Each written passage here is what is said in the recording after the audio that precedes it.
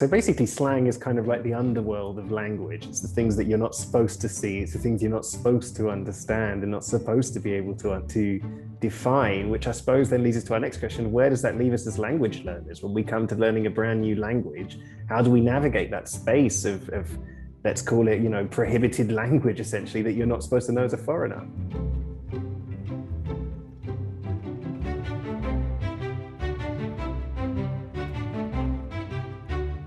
Hello and welcome back to Series 2 of Rosetta Stone's More Than Words podcast, in which we talk to fascinating people and experts in the field of language and linguistics to answer your most pressing questions about learning another language. My name is Alex Rawlings and I was named Britain's most multilingual student in 2012, and I'll be your guide for this series, providing some tips that I've picked up on my way to fluency in 12 different languages. Last episode, we discussed vocabulary, and today we're going to take that one step further by talking about slang.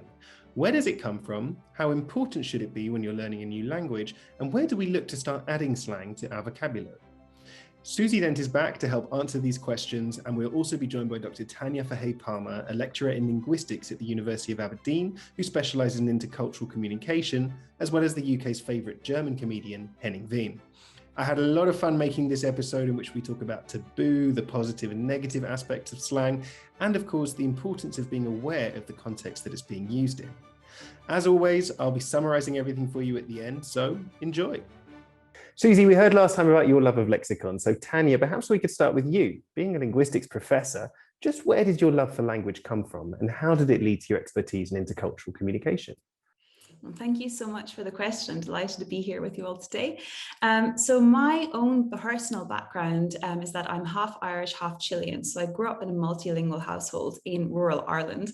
And from there, I really started to understand how, the language that I was speaking at home with my mum and the culture even that I was engaging with my mum was quite different at times to broader society in Ireland at the time.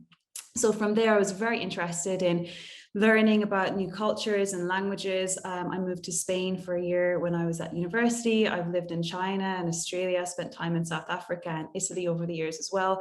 And I've been living in Scotland for the past 10 years now. So my love for language really comes from trying to understand the intricate process of culture and how that really influences language, our language use, our construction of identity in our everyday lives and everyday conversations as well. Fantastic. So we have a few countries in common, I hear. I've also spent a lot of time in South Africa and I now live in Spain. Scotland's somewhere I've not spent a lot of my life, but maybe that's still to come. And Henning, you are now one of the best known, let's say, foreign comedians in the UK. So you've clearly grasped the English language to a very high degree. I think one of the things I really enjoy about hearing you speak is particularly the way you use the English language in such an authentic kind of way. Where did your journey with learning languages and learning English start? Well, it did start at school, like with most people. But when I finished school, I only spoke most rudimentary English, because when you learn it at school, you don't know any.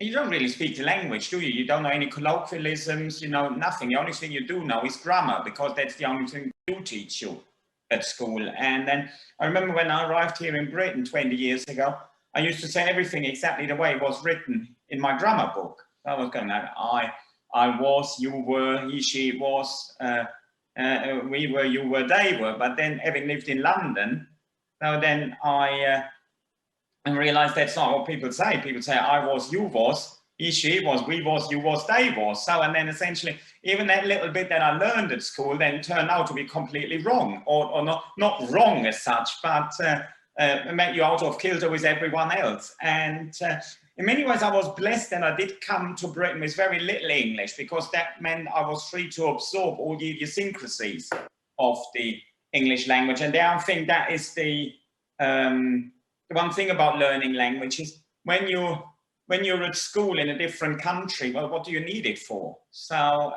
what's the point of learning foreign language? But once you're in the country, then obviously you immerse yourself into the culture, and then you need it and you will learn it. So it's almost something.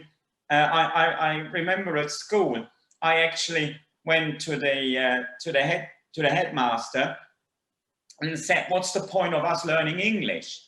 We shouldn't be learning English. We should be learning Plattdeutsch, our local dialect. And because no one was able to speak that any longer, and English, I thought, well, it's absolutely pointless. If I ever will need English, I'll learn it anyway.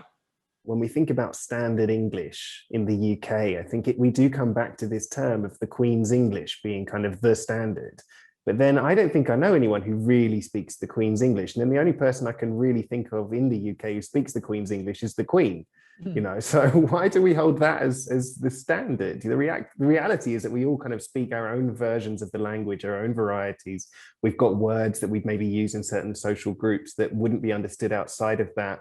And then I suppose we come back to this question of, is it this gray zone between official language and slang? So maybe, you know, Tania, I could just put the question to you. What actually is slang and where does it come from? So in my interpretation, I mean, I look a lot at communities of practice and discourse community, and within any given community of practice or culture, people that are participants within that will kind of conform to certain values or norms or ways of behaving, etc. And language is an essential component of this. So for example, when we talk about slang, we're looking at it as being a characteristic of that community's innate values and strategies almost for belonging.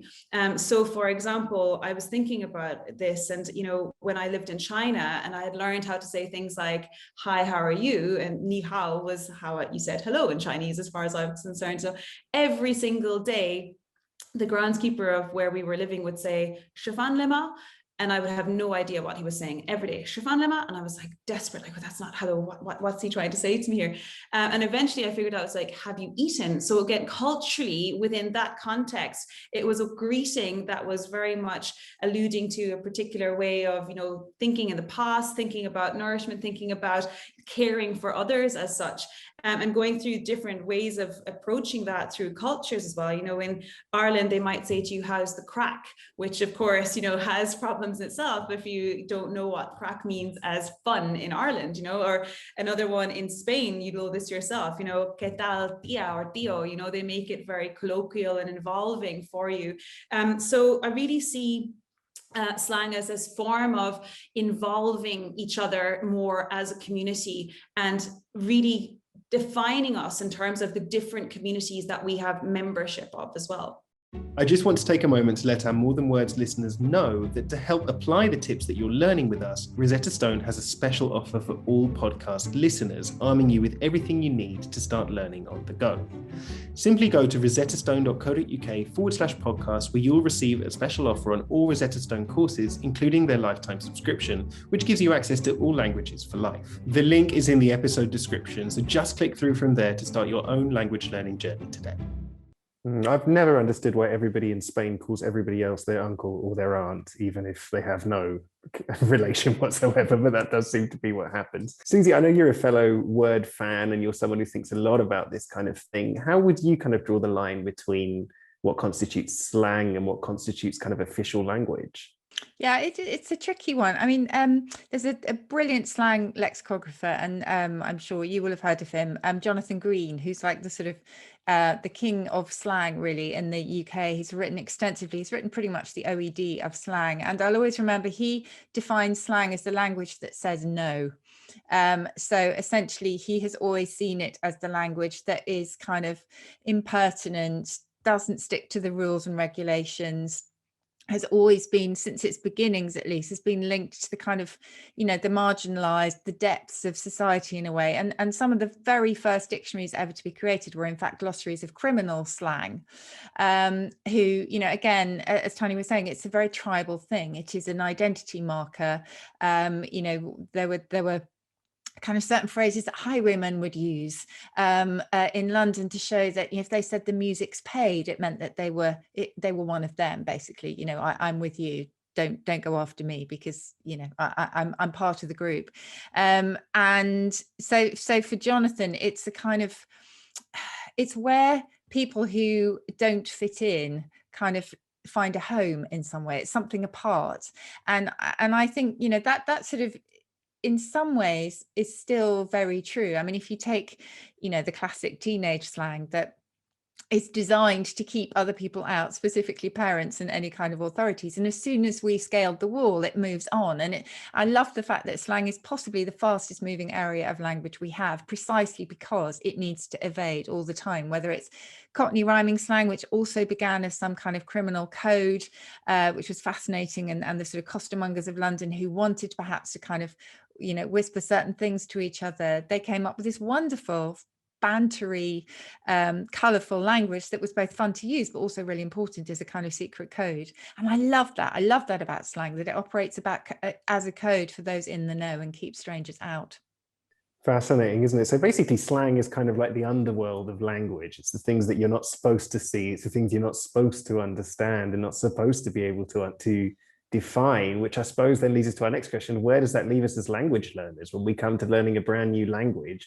How do we navigate that space of let's call it, you know, prohibited language, essentially, that you're not supposed to know as a foreigner? It's really true. I would just say, though, Alex, that you will find a lot of slang certainly in English dictionaries. So when I sit in Dictionary Corner on Countdown, the game show that I work on, that Henning knows because he's been on the comedy version of it, you know, very often the guest sitting next to me will say, well, surely that's not in the dictionary, that's slang. And I will always say, well, yes, it's precisely because it is slang that needs to go in, because people quite often won't understand it. And it's a completely legitimate form of language. It's just that it's always been marginalized and, as you say, not seen as part of the kind of official language that we should all be learning. And then after a while, it becomes mainstream anyway, doesn't it, potentially? Yeah, absolutely. I can imagine for a language learner, though, I mean, I know for myself, trying to understand what slang means in a new language can be very tricky, because especially if it's in those early stages of formation, kind of the dictionary definition doesn't really exist, you know, and so you're basically picking up bits of words here and there from friends and people. And I suppose, Henning, what's your experience been like that of learning English slang? I mean, was it easy? Was it challenging? Did you ever get any difficult situations as a result of it? Well, I found that very, very enjoyable, because I got a bit of a flourish in German.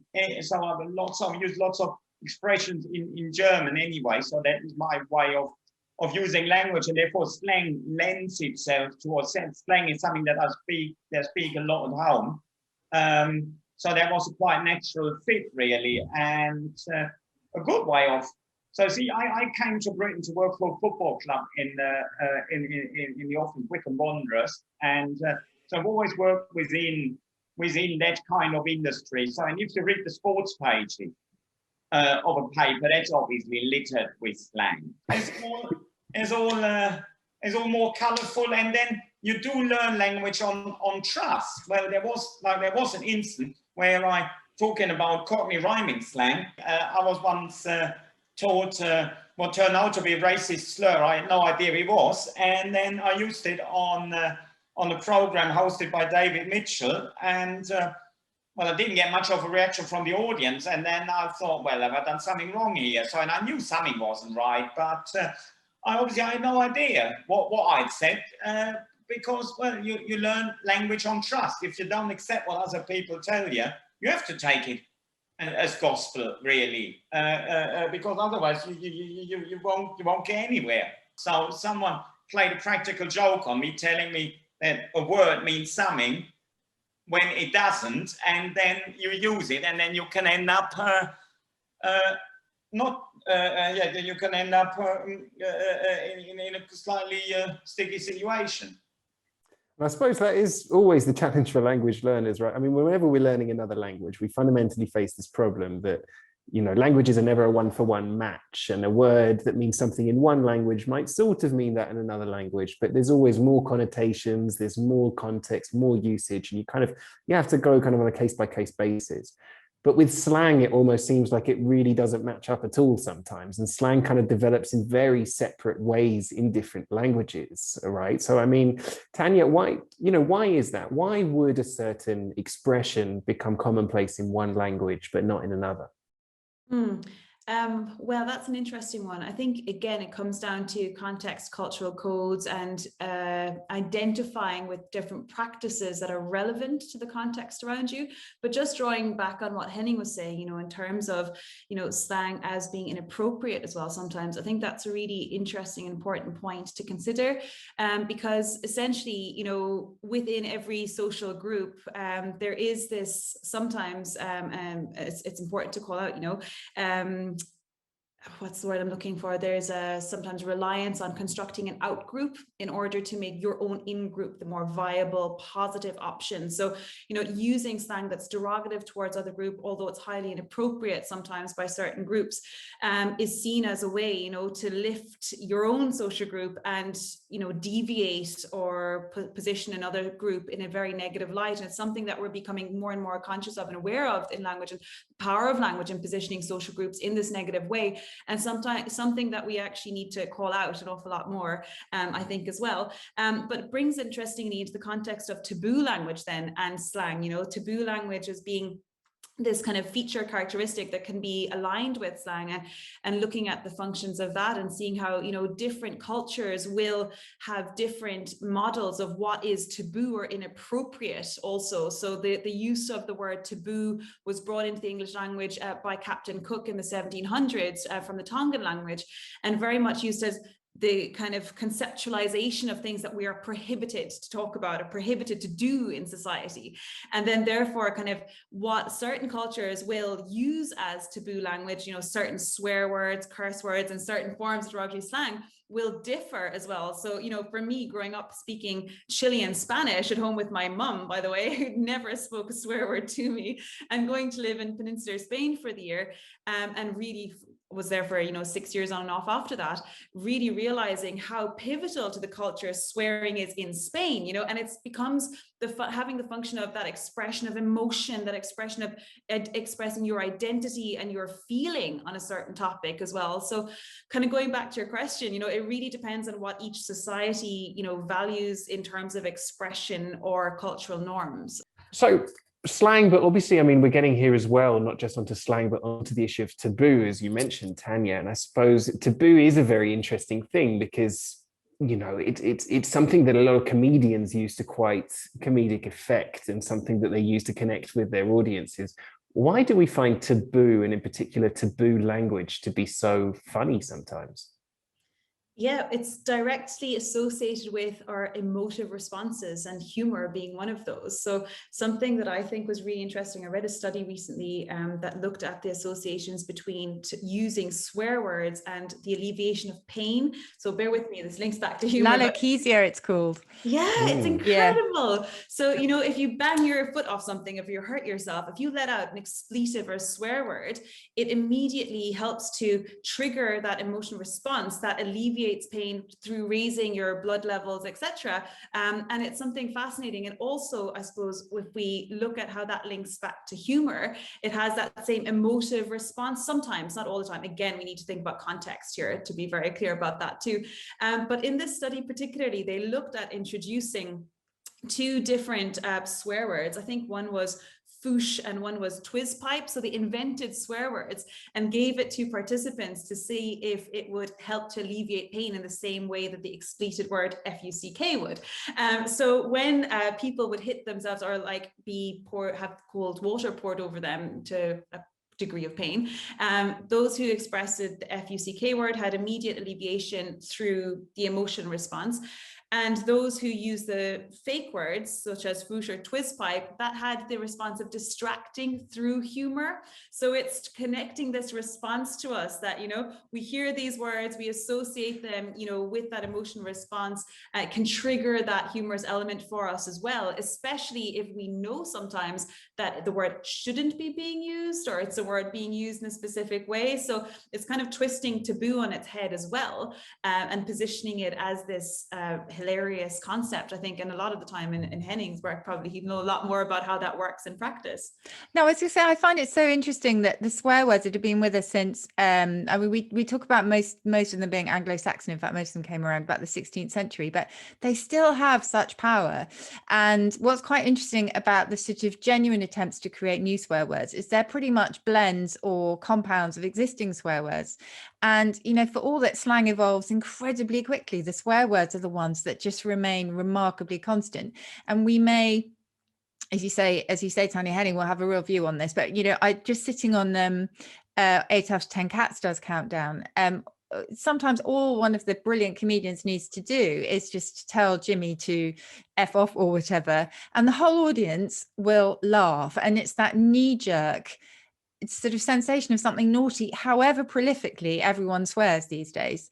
It is that kind of, that sort of slight it's not even uneasiness. I would love to actually be able to determine what the response is, but I find it so fascinating that our taboos are so constant when most of slang actually really isn't. Definitely. And like you say, the power of language there, I think, you know, they are these forceful words and something that we can, you know, capture and conceptualize, and we just express in a whim almost. And it allows for either intentionality in terms of either humor or, of course, depending on context, threat almost as well, you know, to say F off to somebody, you know, can be very they're so forceful. Versatile, our swear words. Exactly. Yeah. So it's fascinating how it kind of how they can navigate us through different social circumstances as well. Mm-hmm. But one of the things I've always found very interesting, and I'm glad we've started to talk about the F word, because this is actually one of the things I wanted to ask you all about, is seeing how other languages, let's say, adopt different swear words and how different languages swear. For example, I remember being really surprised when I found out that in Dutch, it's very common to curse people by telling them to get illnesses. So for example, if you want to tell someone to F off, you tell them to go get cancer, which kind of, you know, I was very shocked about. Or if your bike doesn't work because the tire's punctured, you say, oh, my cancer tire, for example, which you know, I'm not really sure how I feel about that, if I'm honest, but it's definitely a part of the language you've got to be aware of. But then one of the things that I sort of did in my slightly strange language-obsessed childhood when I was spending long summers in Greece is I'd watch a lot of American TV in Greece with the Greek subtitles, and I'd always pay really close attention to how they translate the F word into Greek, because there was no single word that would ever quite get it. And I see it now even with Spanish. There's all sorts of different ways that people try to translate that word, and they just can't quite manage to decide on a single version of what it should look like. And then I also noticed that in some languages, like the Scandinavian languages, Danish, Swedish, Norwegian, things like that, they've even started just using the English F word in the language as an expletive, you know, which is really, really interesting. So what's going on there? Why is the F word so popular around the world? And why, to the extent that it's even being used in other languages? My own view on that is not just the you know the power that particular word has, but also just, I guess, the power of English across the world, and whether or not, you know, it's American English or British English, just that it is seen as a language of you know, quite sort of rebellious culture, I guess, in many ways, whether it's musically or artistically or whatever. So I guess from that point of view, there might want to be a kind of desired affinity with those languages because of that kind of slight rebellion. And what better way to rebel than using the, you know, the F word? Although you mentioned, Alex, the Scandinavian ones, I remember when I was completely hooked on the Scandi Noir programs like The Bridge and The Killing and fantastic series. It was always the swear words that I would pick up for some reason, and those are the ones that I kind of remember. I think it was just because they were said with such kind of force and with such regularity that actually I started swearing in Danish, or at least what I thought was what they were saying, for a little while. So I kind of appropriated theirs, which is quite strange. It's just the power of swearing is quite extraordinary. Swearing is always the first. If you speak to someone, they've only got about 5 words then of German. I bet you a fiver that Scheiße will be one of them. Yeah. Scheiße is not as taboo as the equivalent would be in English, right? I mean, I would hear that all the time when I was in Germany. Yeah, I agree. Again, it's still quite, well, it's still a swear word, so you wouldn't say it wouldn't be on television, except for it would only be the naughty character who would be allowed to say that word. So, and even there, only in moderation. Yeah, and I think my experience of that is kind of going on language exchanges to Germany and kind of noticing that the kids there would quite happily say Scheiße to their parents, you know, and it was fine, and they'd respond using it. And I sort of thought, you know, us growing up in London, if we swore at our parents, that was definitely something with consequences that we wouldn't want to do. So there was kind of a different cultural context there. Yeah, I don't know who you were exchanging with what kind of people. So I certainly know I wouldn't have dreamt of saying Scheiße to my parents. I might have said Scheiße about something, and even then I would have been told that's unnecessary. And I think most of my friends would be the same story. No one would say to their parents Scheiße, I don't think. So yeah, it's interesting again, but that might be that you were in a different part of Germany. And it might even only be one town, because all it takes is a group of friends, and then it becomes like more, because more people use it within that certain very small area, then it becomes like okay amongst those few people. Well, this comes back to this idea of identity and belonging, isn't it? Because we only have our own subjective experience of language, and that's very limited in a foreign language because we know far fewer people who speak that language. So maybe we get used to the way one group of people speak, and we don't necessarily realize that that's not acceptable for wider society. Yeah, exactly. I think, as Susie was saying as well, you know, in terms of English, I think that concept of English as a lingua franca is really important, you know, and how culture as well, how the English culture, or, you know, US culture, British culture has become so dominant also through the movie industry, through television, etc., and how it's a real reflection, you know, of the dominance of that culture, that its swear words are even being adopted in different contexts as well, and something that I find interesting, and you know, kind of tying up as well with what you're talking about in terms of different cultures using different forms of taboo language. Again, you know, taboo language ranging from the physical body, bodily functions, to religious attributes as well. And I always found that in Spain, I was really shocked at how much religious kind of attributes there were to taboo language and swearing. And I remember coming home again, you know, after stints in Spain, and using the word hostia, which in English is literally described as the host, that, you know, the body of Christ as such that you consume during Mass.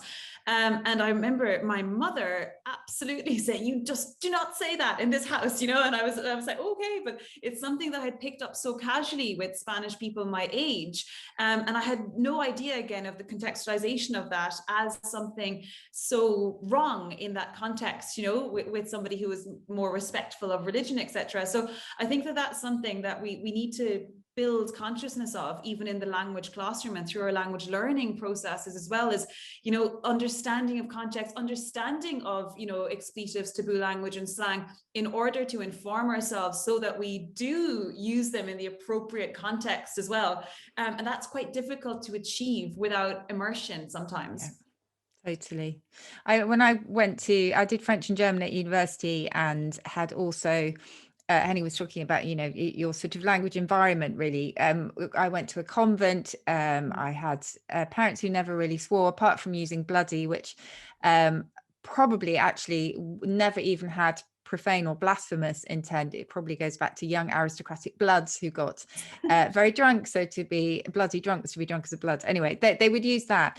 But I consequently knew absolutely no French slang, no German slang, and sounded absolutely like Beaumarchais when I first went to Paris, and Goethe when I went to Germany. And I realized I'm not the only one. When I went much later, when I was doing an MA in German, and I went to stay with a German publisher, he thought the biggest insult that you could give an English person was to call them a fustularian, which is straight from Shakespeare, and nobody has ever used it since. And I just love that. So yeah, it's you're right, Tania. Without immersion, it's really, really hard. Well, certainly was in my day, to kind of pick up any kind of slang, because it was just not the done thing, nor was it really reflected in the dictionaries that we used then. I remember getting these 600-word vocabulary lists when I was doing my intensive Russian course at university, and we get them on the Friday, and then the test was on the Monday, and I'd consistently get about 15%, 15 to 20%, I think was my average. I remember one of the words on that list was this word "malachi-sauce," which in Russian literally means the one that sucks the milk. And we were told that that was the rudest thing that you could ever call someone in Russia ever. And then when we arrived in Russia to spend our year in immersion there, and we started, you know, testing the water with words like malachi-sauce, we said, they said they'd never heard of it in their lives, and maybe their grandparents would say it, but maybe that's a reflection of my Russian teacher. That is so typical. That tells you all about language learning, doesn't it? Like, I remember at school, we had a kid who come to our school. He comes from the US. And then the father got a job in our town. So he joined our school. And then in English, you can have in the German school system, you can have marks from 1 to 6, 1 being the best, 6 the worst. And in English, and he lived in the States all his life in English, he only got a 3 out of 3. And we all took that as a sign that he must be really, really stupid. But now I can tell you, having been in England for such a long time and being approached by enough German teachers who teach German in English after shows and whatnot, well, they can hardly string through 3 words together. So essentially all that was saying was that our English teacher's English was nowhere near good enough to mark the boys' English ability. So they will be like our English teacher, Herr Wagner, God bless him. So I would think he spoke the most basic English imaginable. So, and he couldn't really, never lived in England. He couldn't hold a conversation with anyone.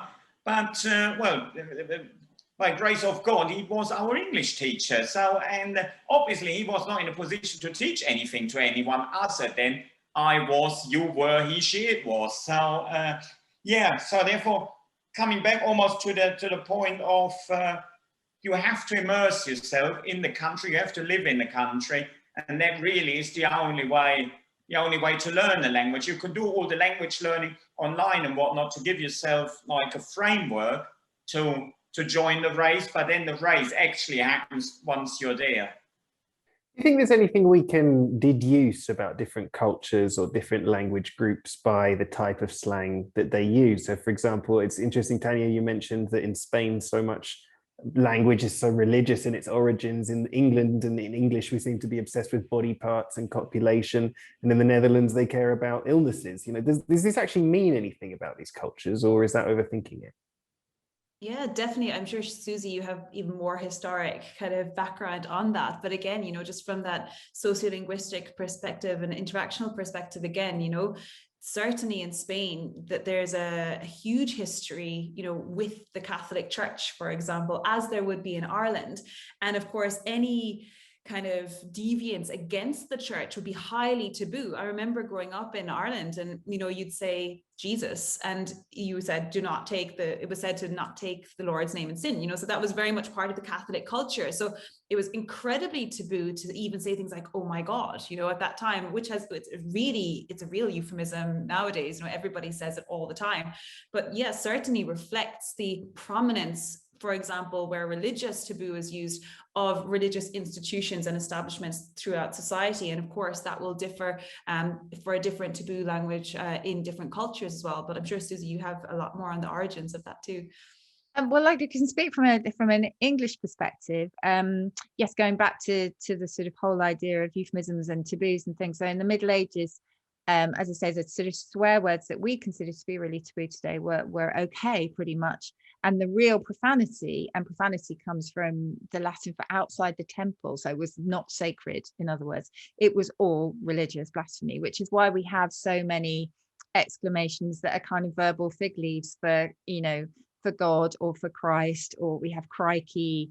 We had strange formulations like Gad's Budlikins, or we had Zounds, which you'll find in some old comics, which was God's wounds, and some very kind of strange formulations that sometimes were slightly mocking, but most of the time they were just considered to be ways of avoiding what was incredibly blasphemous. And as our preoccupations have changed and our taboos have changed, then, you know, as I say, our swear words kind of became more taboo over time, and the religious aspect sort of faded a little bit from view. But yeah, having been to a convent, I still, even today, even though I'm not particularly religious, I still wince if my daughter, for example, says, oh my God, which is totally, you know, it's what every single person in the class will say. It's probably what her teacher will say, but I still have a little kind of recoil inside me, which is how strong that taboo is still in certain areas, but certainly, you know, certainly was many, many centuries ago. And then just thinking about, you know, because obviously the people listening to us on this podcast, they're language learners, you know, they love language like us. So I suppose, you know, where does that leave us when we think not just about our own language and the rules that we grow up with, but how we approach those rules in a new language? I mean, my approach for a very long time has been to avoid swearing at all in a foreign language. just to kind of play it safe. Then you get a situation like a language like Spanish, where basically it's impossible to not swear, because even the most basic expression that you would use is a swear word. And then I always kind of use it and then brace myself for an unwanted reaction, and then see how it goes. But, you know, how do you think that we can really go about this as language learners?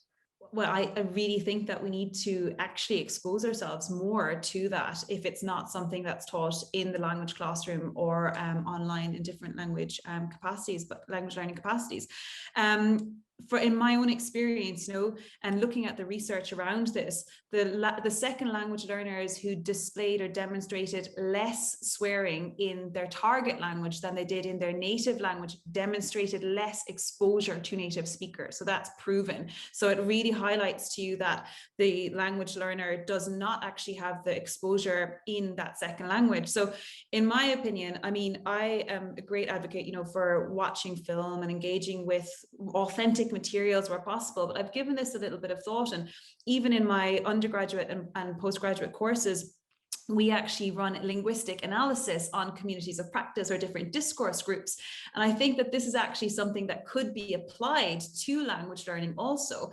So for example, if as a language learner, you have a particular hobby or interest, or there's a certain community within the target language that you would be really interested in belonging to or learning more about the language of, get online, look at Reddit posts, look at forums, look at the natural interactive language that you can find within these communities. And I have the example, you know, of being in Aberdeen and learning about the surf community here and not having a clue what to get barreled was, or to get shacked, and all of these words, and, you know, trying to understand what it is, but literally looking up online, you know, oh yes, to get shacked is to get into the wave of the barrel of a wave, but not quite, and, you know, these different things. And I suppose really trying to immerse yourself where possible, you know, almost an investigation of a particular group that you're interested in within that culture. I think that also targets your own interests and makes you passionate about learning it in a more natural way. Yeah, tabloids are a good source, generally speaking, aren't they? So which did you say? Sorry, tabloids. Tabloids. Ooh, I don't know. I can't be. No, you don't have I'm to not a big fan. writing, but like the words they use and the number of quotes in them and all that. So yeah, and then personally, I learned a lot from the Viz magazine. So I've been reading the Viz. Essentially, I got introduced to the Viz very early on here, and I'm still buying it 10 times a year. And yeah, so that is that's a very interesting one. I find the Viz, because not only for the language, but also for the issues in society. The Viz, somehow they've always got their finger on the pulse. You might think, oh, it's just a few stupid comic strips. No, it's not. It's much more than that. They've actually got a very good, they've got their finger actually really on the pulse of what's happening in the country. So all social issues they deal with, obviously, in their very own way. But yeah, so if you can't be asked to read a paper, if you get yourself to Viz magazine 10 times a year, you roughly know the score. Excellent. Henning, at what point did you learn can't be asked? Did you learn, because you've actually used it more correctly than a lot of native English speakers who now think it's can't be asked. And so my daughter's generation would definitely say, oh, I can't be asked to do that. And when I said, no, it's not that, because they think that's completely fine to say it. Whereas if they were to say to my mum, for example, oh, I can't be asked, she would just be, you what? But so you're using the correct version, which a lot of native speakers don't. Did you learn that quite early on? I honestly can't tell you. No, it's fine. No, but that's one of those things. You just pick so much stuff up right, left, and center, and you don't really think about it, and then you hear it. Also because, see, I was very lucky that, as I say, I worked first in football, where people use quite colorful language, and then I joined the stand-up circuit, with also a lot of colorful language going on, because there is people from very different walks of life. So there is like Nick Wild, who was a Falklands veteran, and so people from all walks of life, which I think is one of the beauties of the stand-up scene, that people from all backgrounds, you are with all of them in the same green room, and you socialize with them, and with a wide spectrum of society that I don't necessarily think you would in any other job. And that's where you're then also exposed not only to people from all all parts of the country, but also from all walks of life and from all backgrounds. So yeah, therefore, yeah, join when you go abroad. Read the tabloids and become a stand-up comedian. Awesome. Good tips. Real immersion. I love it. Well, I hope you enjoyed that episode and maybe even learned a few new slang words yourself. I think it's clear that slang is an important part of language learning that we all need to be aware of. It can help us to integrate and form better relationships with the people around us, and it can also help us when we want to be funny and can generally be quite fun to use. However, it is important to understand the context that we use it in, as sometimes the meaning of different words might cause offence, which you definitely don't want to do. So try to immerse yourself in your new language as much as possible, and perhaps even start looking in places that you might not typically associate with language learning, such as the tabloids, TV, social media, or even the back pages. Just make sure you double check what those new words mean with a native speaker before you set off on your brand new stand-up career. Also a reminder to go to rosettastone.co.uk/podcast for all those special offers on all Rosetta Stone courses, including their lifetime subscription. The link is in the episode description, so simply click through from there to start your own language learning journey today. Lastly, in our final episode on the 20th of May, myself and special guest Susie Dent will be answering your questions on language learning. So if there's anything that you'd like to know, simply tweet at Rosetta Stone UK for a chance to be selected. Good luck.